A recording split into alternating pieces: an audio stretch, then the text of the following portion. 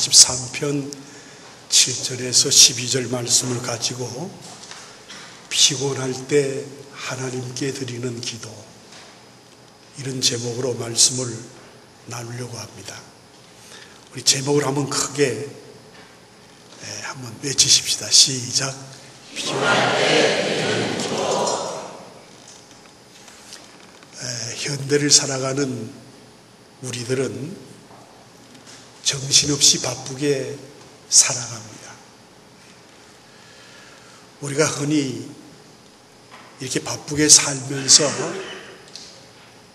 깊이 느끼는 것은 피곤하다, 피로하다는 것은 아마 우리의 육체를 가진 이상 이런 문제가 우리에게 다가옵니다.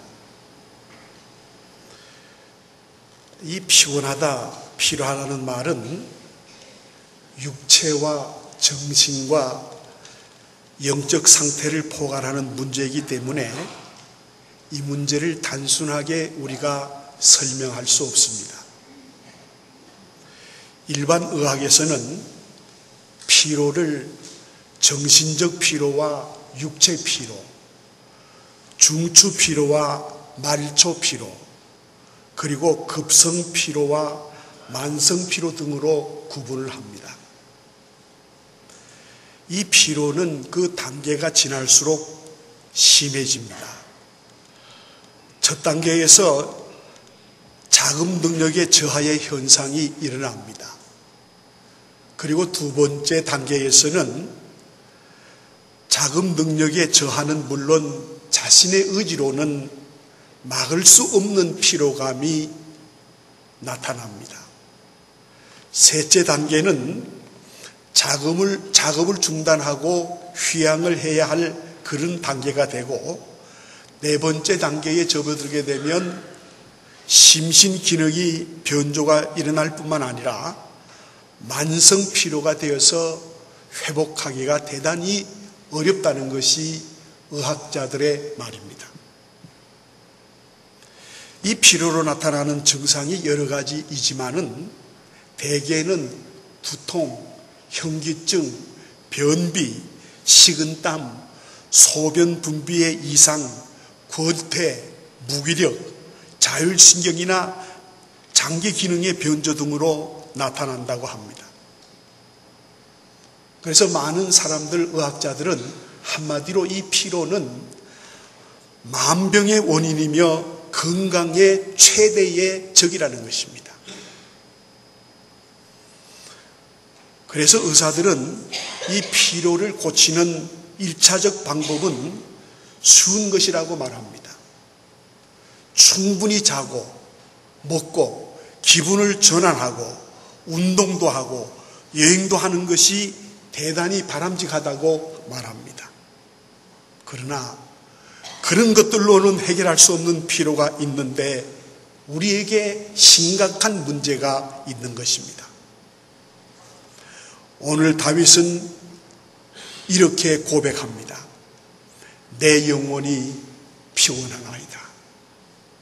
이 고백은 현대를 살아가는 저와 여러분들의 고백과도 같을 것입니다. 시편 143편을 자세히 살펴보면 영혼이라는 표현이 5번씩이나 나옵니다. 우리 인간의 육체는 정신의 지배를 받고 정신은 영혼의 지배를 받습니다. 육체 피로와 정신 피로는 대단히 밀접한 관계가 있습니다. 육체가 피로하면 정신이 피로하게 되고 정신적으로 피로하면 육체도 피로하게 되는 것입니다. 그리고 더 나아가서 중요한 것은 영적인 피로는 결국 정신과 육체에 결정적인 심각한 영향을 준다는 사실입니다. 그러기에 오늘 시인은 영혼의 문제를 심각하게 취급을 했고, 사도 요한은 영혼의 문제를 심각하게 말하면서 이렇게 고백합니다.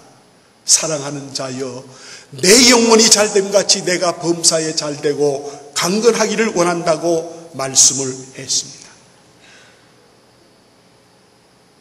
육체든 정신이든 그리고 영혼이든 피로는 그렇게 좋은 것이 아닙니다. 그래서 우리는 오늘 본문 속에서 영혼이 피로할 때, 우리 영혼이 피곤할 때 어떻게 이겨나가야 하는가, 그 방법을 생각하면서 함께 은혜를 나누려고 합니다. 첫 번째, 우리의 영혼이 피곤할 때 우리는 하나님의 말씀을 들어야 합니다. 오늘 보면 8절에 보면 아침에 나로 하여금 주의 인자한 말씀을 듣게 하소서 내가 주를 의뢰함이니라고 말씀하고 있습니다.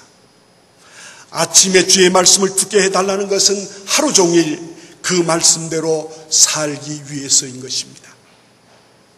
시인이 아침에 주의 말씀을 듣게 해달라는 것은 아침마다 주의 가르침과 지시를 따라 하루하루 살겠다는 고백인 것입니다.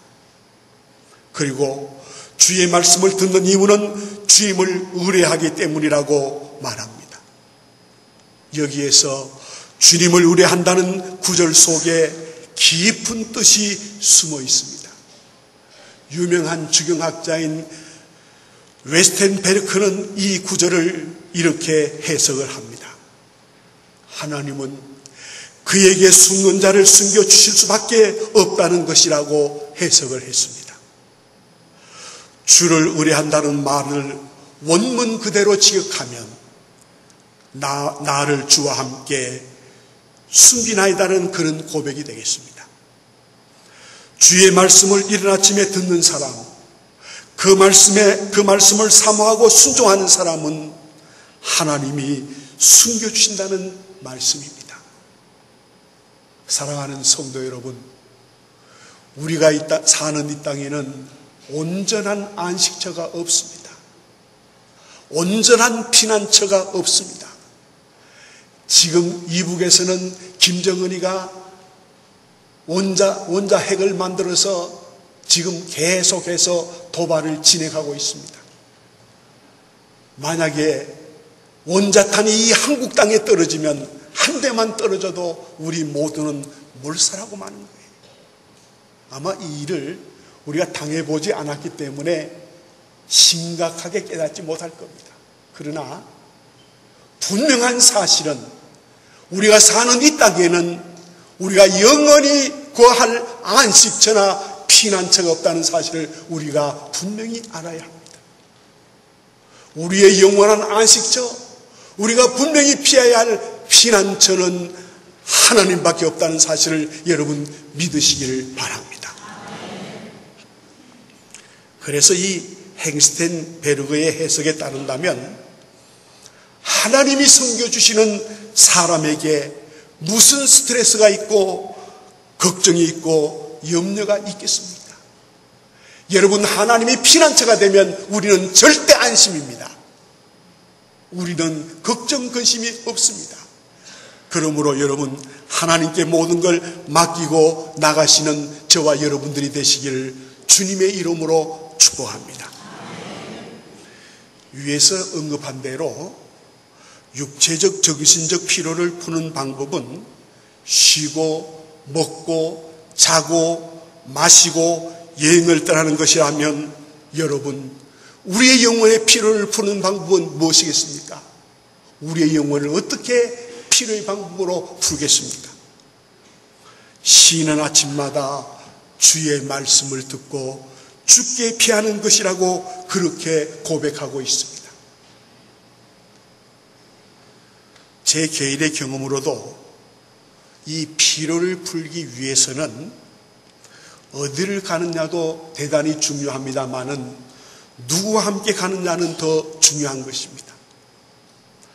빚쟁이와 함께 여행을 떠난다면 피로가 더 쌓일 것입니다. 싫은 사람과 함께 여행을 간다면 그 여행은 불행한 여행이 될 수밖에 없습니다. 내 영혼의 피로는 주님과 함께 쉬고 주님의 그늘 안에 머무는 것으로 해결된다는 사실을 여러분, 우리는 꼭 기억하고 마음에 담아야 하는 것입니다. 사랑하는 우리 성도 여러분, 주님 날개 아래 숨으면 걱정이 없습니다. 말씀을 듣고 말씀을 믿고 주님 안에 머무는 저와 여러분들이 되시기를 주님의 이름으로 축복합니다. 두 번째, 우리의 영혼이 피곤하면 어떻게 해야 하느냐? 우리의 영혼을 주님께 드려야 하는 것입니다. 오늘 본문 8절에 보면 내가 내 영혼을 주께 드림이라고 말씀하고 있습니다. 이 말씀의 뜻은 뭐냐 하면 간절하고 사랑하는 마음으로 우리의 영혼을 주님께 드리라는 말씀이에요. 다시 말하면 주를 갈망하고 주를 사랑하고 주를 사모하라는 말씀이에요. 그래서 유명한 주경학자인 베이컨 박사는 영혼을 주께 드리는 것은 모든 어려움을 몰아내는 출발점이라고 말했습니다. 여러분, 피곤합니까? 여러분, 살기가 귀찮습니까? 그냥 세상을 포기해버리고 싶습니까? 이 문제를 해결하는 방법은 하나밖에 없어요. 우리 인간의 가장 소중한 영혼을 하나님께 드릴 때 이 모든 우리의 고달픈 문제는 나사렛 예수의 이름으로 깨끗하게 해결되는 것입니다. 사랑하는 성도 여러분, 인간의 모든 문제는 영혼이 좌우합니다. 그래서 영혼이 건강하면 정신도 육체도 건강을 유지할 수 있지만은 그와 반대로 영혼이 병들면 육체도 정신도 함께 병들고 마는 것입니다. 한때 우리 사회를 떠들썩하게 했던 엔돌핀은 철저한 자기 부정으로부터 시작하여 생존을 위해 필요했던 욕심과 야망을 모두 버렸을 때 우리 몸에서 분비된다는 것이 과학자들의 입장입니다. 그리고 엔돌핀이 분비되는 순간 일종의 희열 상태에 빠지게 되고 때로는 육신의 질병도 치료된다는 것입니다. 그러나 최근에 미국의 뇌생리학자인 마이클 세이번 박사팀의 연구 결과에 의하면 엔돌핀이 아닌 다른 정체불명의 물질이 우리 사람의 체내 속에서 일종의 정신작용에 의해서 이 요소가 이 엔돌핀보다 강한 이 물질이 우리 몸에서 형성이 되어 나온다는 거예요. 그리고 그 물질은 엔돌핀보다 5,000배 가까운 큰 효력이 있다는 것입니다. 그래서 이것이 우리 몸에서 형성되어 나오게 되면 암병도 치료된다는 거예요. 이게 지금 최근 미국에서 발표한 이야기입니다. 저는 과학자는 아닙니다만은 저더러 마이클 세이폰 박사님이 찾아낸 이 정체불명의 그 요소가 무엇이냐고 묻는다면 그것은 자신의 영혼을 하나님께 받들어 하나님께 맡겼을 때 오는 희열이라고 대답할 것입니다. 웃고 즐기고 기분 좋고 편안할 때 우리 몸속에 엔돌핀이 나오게 됩니다. 그러나 엔돌핀보다 더 좋은 영혼의 편안은 내 영혼을 하나님께 100% 맡겨버릴 때, 온전히 맡겨버릴 때 이 놀라운 역사가 일어나게 되는 것입니다. 그러므로 우리 몸은 굉장히 사람의 몸은 신비한 거예요. 이 말은 다른 말로 말하면 하나님과의 깊은 영적인 성령의 관계가 이루어지면 내 몸속에 이런 좋은 엔돌핀보다 5,000배나 강한 혈액이 있는 그런 요소가 우리 몸속에서 형성되어서 우리 몸을 치료하게 된다는 거예요. 사실 요즘 암을 많이 치료를 받습니다만은 암이 온전하게 치료되는 것은요 사실 없습니다. 그러나 이 요소가 나온다고 하면 우리 몸에서 생성된다고 하면 암은 깨끗하게 나을 수 있는 겁니다. 사랑하는 성도 여러분, 진정한 쉼, 참으로 쉬는 것은 하나님께 나를 100% 맡길 때, 하나님을 믿고 100% 맡길 때 가능하다는 사실을 여러분 믿으시기를 바랍니다.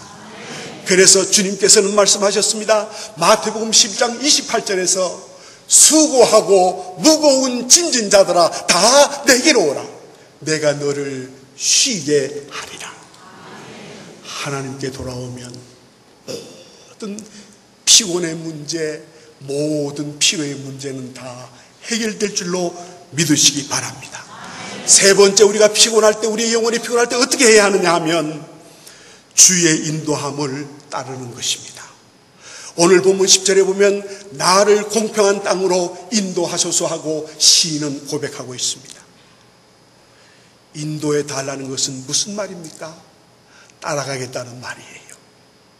따른다는 것은 신뢰와 순종을 의미합니다. 성경을 믿고 따른 사람들과 믿지 않고 따르지 않는 사람들에 관하여 성경은 얘기하고 있습니다. 다시 말하면 믿고 순종하여 복받은 사람들과 불순종하여 저주받은 사람들의 이야기가 성경에 나와 있는 것입니다. 여러분, 믿음의 조상인 아브라함은 무조건적으로 주의 인도하심에 철저하게 따랐습니다. 그리고 그는 감당할 수 없는 엄청난 하나님의 축복을 받았습니다.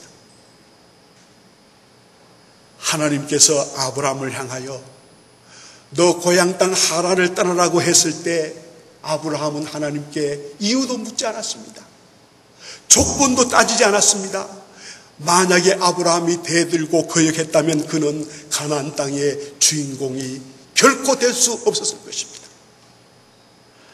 우리가 잘 아는 모압 여자 룻이 자기 동서처럼 시어머니를 따르지 않고 자기네 고향으로 돌아가 버렸더라면 베들레헴의 그 부인 보아스를 만날 수 없으려니와 다윗 왕의 조상이 될 수 없었을 것입니다. 그러나 룻은 시어머니 나오미를 따라갔습니다. 여기에서 룻이 시어머니 나오미를 따라간다는 것은 인간적인 계산 방법으로는 잘못된 거예요. 젊은 나이니까 고향으로 돌아가서 시집을 가야지요. 그리고 또 살아야지요. 그런데 늙은 시어머니, 남편도 없는 시어머니를 따라서 그 시어머니를 복양한다는 것은 이건 잘못된 판단이에요. 그러나 룻은 이렇게 고백했습니다. 저더러 어머니를 떠나라 하지 마소서. 어머니의 하나님이 저희 하나님이시며 어머님의 백성이 내 백성이며 어머니가 가시는 곳에 저도 함께 갈 것이며 어머니가 머무는 곳에 저도 머무를 것이며 어머니가 묻히는 곳에 저도 묻힐 것입니다. 시인의 고백도 나는 주의 인도함을 따르겠다는 것입니다. 여러분, 저와 여러분의 고백은 무엇입니까? 저와 여러분의 고백도 저는 소원합니다. 오늘 시인처럼 나도 주님을 따르겠습니다 하는 고백이 있으시기를 축복합니다. 저를 따라 하십시다. 나도 주님을 따르겠습니다. 주님을 따르는 것이 희망이 있는 길이요, 주님을 따라가는 것이 소망이 있는 길이요, 주님을 따라가는 것이 완전한 길이라는 사실을 믿으시면 아멘 하시길 바랍니다. 여러분, 홀로 가는 길은 대단히 피곤합니다. 그러나 동행에 있으면 덜 피곤합니다. 그리고 그 동행과 뜻이 맞고 마음이 맞으면 그 여행이 즐겁습니다. 기쁩니다. 시인은 그 사실을 깨달았습니다. 그래서 그는 주의 인도하심을 따르겠다고 그렇게 고백하고 있는 것입니다. 인생살이나 인생의 길이 피곤하다면 여러분 즉시 동행자를 바꾸시기를 바랍니다.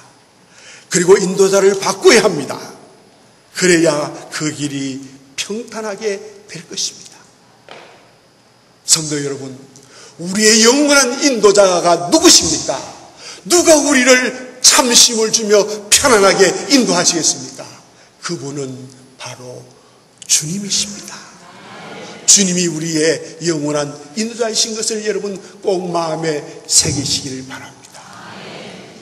아파트가 있다고, 돈이 좀 있다고, 내가 건강하다고 사는 것 아니에요. 주님이 인도해 주실 때 그것이 참다운 삶이라는 사실, 참심이라는 사실 여러분 믿으시기를 바랍니다. 마지막 네 번째, 우리가 영혼의 피곤함을 느낄 때 어떻게 해야 되느냐 하면 주의 종으로 살아야 합니다. 오늘 본문 12절에 보니까 시인은 이렇게 고백합니다. 나는 주의 종이나이다. 나는 종입니다라는 고백 속에는 다음과 같은 뜻이 숨어 있습니다. 여러분, 이런 고백을 하나님 앞에 들으시기를 바랍니다. 나는 주님의 종입니다. 이 말은 무슨 말이냐 하면 첫째로 주님이 나의 주인이라는 것입니다. 주님이 나의 주인이면 나는 걱정할 것 없습니다. 두 번째, 주님의 일에 최선을 다하겠다는 거예요. 종의 할 일은 내게 맡겨진 일을 최선을 다해서 하는 것입니다. 세 번째, 이 뜻은 뭐냐 하면 나를 낮추며 살겠다는 것입니다. 종은 높은 자가 아닙니다. 낮은 자인 것입니다. 주님이 나의 주인이십니다. 나는 주의 종이라는 이 말은 주님은 내 영혼의 안식처이십니다. 주님은 밤바다에 길 잃은 선박의 등대입니다. 주님은 내 삶의 목적지입니다. 주님은 나의 영혼의 영원한 의사이십니다. 나의 영적인 피로를 풀어주시고 내 모든 죄악의 결박을 풀어주시고 영혼의 골깊은 상처를 치료해 주십니다. 이 고백이에요. 사랑하는 성도 여러분, 오늘 우리는 하나님 앞에 분명한 고백을 드려야 합니다. 그 고백이 무엇이냐 하면 오늘 시편 143편의 기자처럼 나는 주님의 종입니다. 이 고백을 드려야 합니다. 자, 오늘 우리 이 고백을 드리십시다. 이 고백을 드리면 주님은 우리의 생애를 반드시 책임져 주실 것입니다. 좋은 것으로 하나님의 방법대로 온전하게 안전하게 인도해 주실 것입니다. 이 고백을 우리가 함께 드리십시다. 자, 저를 따라 하십시다. 나는 주님의 종입니다. 정말입니까? 나는 주님의 종입니까? 여러분, 이 시간부터 주님이 여러분을 책임져 주실 것입니다. 여러분, 이 시간부터 주님이 여러분들에게 진정한 쉼을 주시고 행복을 주실 것입니다. 주님은 나의 주님이십니다. 하나님은 나의 하나님이십니다. 그러므로 나는 주의 종입니다.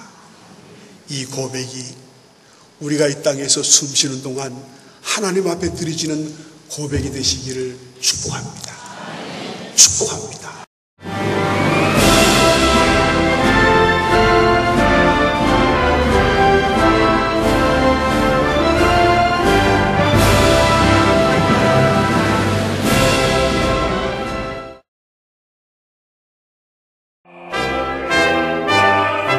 제18회 CBS 전국 청소년 음악 콩쿠르가 9월 9일 청주대학교에서 열립니다. 청소년 음악 콩쿠르는 초중고 대학 일반부로 나눠 피아노와 관악, 현악, 성악, 작곡 부문별로 재능을 겨루게 됩니다. 대상에는 문화체육관광부 장관상과 상금 500만 원이 주어지며 각 부문별 최우 수상에는 100만 원의 상금이 주어집니다. 신청은 14일부터 31일까지며 자세한 사항은 청주 CBS 총무국으로 문의하시기 바랍니다. 청소년 여러분의 많은 참가 바랍니다.